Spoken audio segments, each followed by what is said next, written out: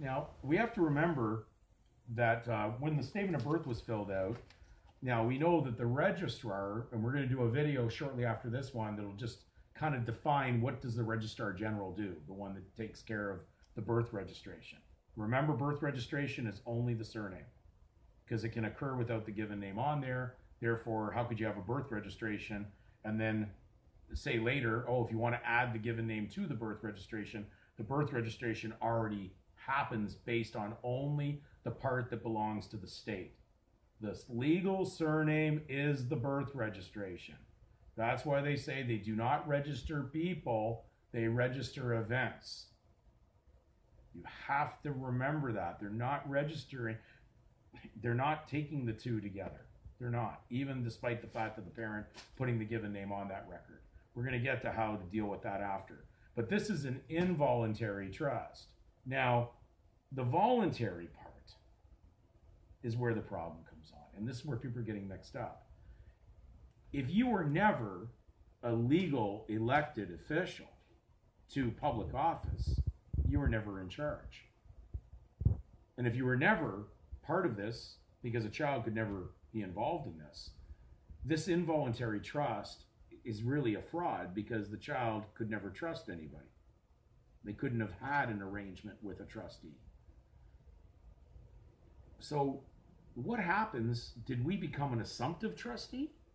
Oh, I think you better research assumption, because that's what you're doing. You're assuming that you can take over a trust. Well, bottom line is they could never give you control of this, so they gave you this little counterfeit token of value to play around with, because it's not the real certificate. They have another certificate hidden away that they hold. This is just an extract from that certificate. It's not the original. Oh, it's an original extract from it, but it's not the actual document, the certificate of ownership, the certificate of title. So they just gave you something to play around with. This is what they do with delinquent children. They let them play around thinking they've got the estate. So you kind of deluded yourself and you got involved as the heirs of your forefathers did, following the same blinded, misguided path, and you took it over. But this is not, you never really had the property to begin with. So you may be claiming title in the legal, but you don't have any power to it.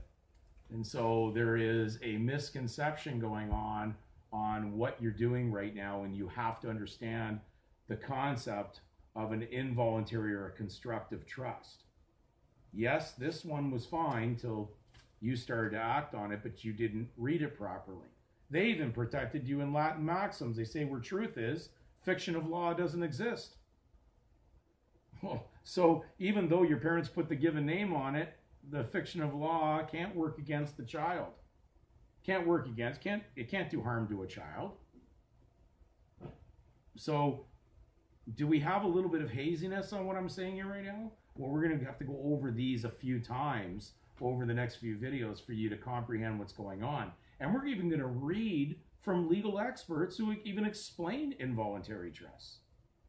But remember, when you're a volunteer in the legal, they just had you legally volunteer for a government-issued bond that you did by your own assumption, and therefore you became bound by your own lack of knowledge. And this is where the perishing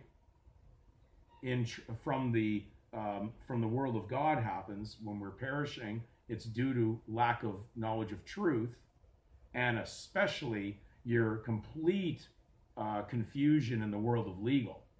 And there are many, I call them right now, gurus out there with sites that are popping up saying they're going to explain all this. And unfortunately, I've gone down the rabbit hole seeing these sites, and all it is they're promoting war, aggression, rebel, but be a legal volunteer, but rebel while you're a legal volunteer. Remember, that's not going to work. You'll just end up in jail. And they have the authority of God to put you there because he has ordained them. But we're going to be dealing with Romans 13, which is probably the most misunderstood scripture, mainly because of the supposed theologians and pastors or priests of the church, of these kirks, that are not reading the words in the scripture or researching the origin of the meanings of these words. So we're going to deal with Romans 13 on that. Let every soul be subject to the higher powers in the next video.